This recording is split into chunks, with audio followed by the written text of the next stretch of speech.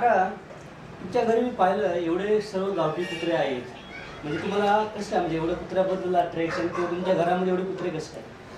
मी स्वतः लहानपणापासून मला या प्राण्यांची कुत्र्यांची जास्त करून कुत्र्यांची आवड आहे. त्यांना बोलता येत नाही, काही करता येत नाही, त्यामुळे त्यांना असं वाटतं की काहीतरी आपण त्यांना स्वतःहून काहीतरी द्यावं. आणि माझं नेहमीपासून लहानपणापासून त्यांच्यावर प्रेम असल्यामुळे मी काही ना काहीतरी त्यांच्यासोबत करू इच्छितो. आणि या गावठी कुत्र्यांमुळे आपल्याला घराला एक संरक्षक मिळतो. त्यांच्यासाठी घरी पाळल्यानंतर काही एवढा खर्च येत नाही. जे काही त्यांना थोडंफार तुमच्याकडून देण्यात येतं ते तुम्ही दिलं, ते खाऊन आपले आराम करतात, आपल्या मालकाचं संरक्षण करतात. आणि जे त्यांच्याकडून जे काही आपल्याला सेवा मिळते ती फार उपयुक्त आहे. आणि मोस्टली करून हे दत्तगुरूंचं वाहन आहे. त्याच्यामुळे तुम्हाला घरामध्ये जे काय असेल, आता मला मिळतं त्यामुळे मी हे विचार नाही की तुम्ही ठेवा म्हणून तुम्हाला मिळेल, पण नक्कीच काही ना काहीतरी तुम्हाला याच्यापासून मिळणार जर तुम्ही यांची सेवा केली तर. बाकी आणखी याच्यामध्ये जर काही तुम्ही बघा, त्यांना काही आजार होत नाही गावठी असल्यामुळे. इंग्लिशमुळे त्यांना पुष्कळ खर्च येतो आणि ते जास्त त्याच्यामध्ये खर्चिक होतं, पण गावठीमुळे त्यांची शक्ती पासिंग पॉवर चांगली असते, त्यामुळे त्यांना काय माहिती कुठले रोग होत नाही आणि सहसा ते आजारी पडत नाही. त्यामुळे त्यांना काय ठेवला तुम्हाला काय, आता 4 आणि 5 होते, पण ते त्यांच्या आपल्या आपल्या नशिबामुळे राहतात.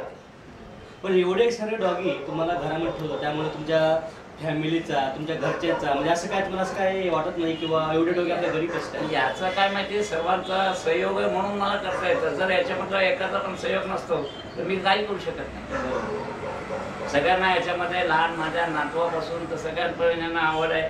त्यांना जेव्हा वेळोवेळी त्यांना जे काही पाहिजे असेल, जेवण पाहिजे असेल ते त्यांना मिळतं. त्यामुळे ते असं आम्हाला एवढं जड वाटत नाही की आम्हाला त्रास होतो त्याच्यामुळे.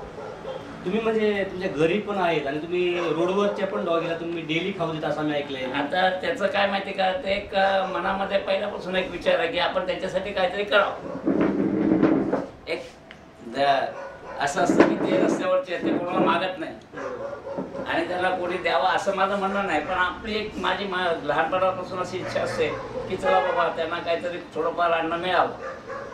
आणि त्याच्याकडून आता यार्डमध्ये काही असे डॉगीज आहेत त्यांच्या ऑफिसमध्ये बसल्यानंतर त्यांना थोडीफार त्यांच्याकडून भाकरी विक्री काहीतरी मिळते, पोळी भाजी मिळते त्यांना. नंतर रात्रीनंतर काय ज्याला पिल्लं झाली ती बिचारी कुत्री आपल्या मुलांना फीड करण्यासाठी पूर्ण लांब जाते.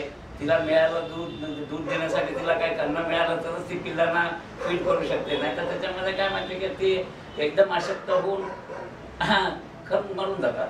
म्हणजे तुम्ही सध्या रिटायरमेंट आहे, तर तुमचं रिटायरमेंटचं लाईफ पूर्ण तुम्ही या मुख्य जीवासाठी तुम्ही खर्च करता, तर साधारण तुम्हाला महिन्यामध्ये असा किती खर्च होतो? नाही, मी त्याची मोजणी करत नाही. मोजणी करत नाही आणि करणार पण नाही. धन्यवाद काका, तुम्ही आम्हाला एवढी माहिती दिल्याबद्दल. आणि मी पण असं समाजामध्ये असा मेसेज देऊ शकतो की जशी काकांनी पूर्ण त्याग करून आपला आर्थिक खर्च हे करून त्यांच्याकडे कॅल्क्युलेशनच नाही आहे, आणि विशेषतः गावठी कुत्रे त्यांच्या घरामध्ये आहेत आणि रोडच्या पण डॉगला ते खाऊ देतात, म्हणजे खरोखरच अमूल्य ही कामगिरी आहे यांची. धन्यवाद. या प्रसार माध्यमातून मला एकच कळकळीचं आवाहन करायचं आहे की या मुक्या प्राण्यांवर सर्वांनी शक्यतो जीव लावावा, त्यांना कुठली इजा करू नये, जेणेकरून त्यांना त्रास होईल असे कुठलेही कृत्य करू नये. एवढंच मला आवर्जून या सर्व समाजाला सांगणे आहे.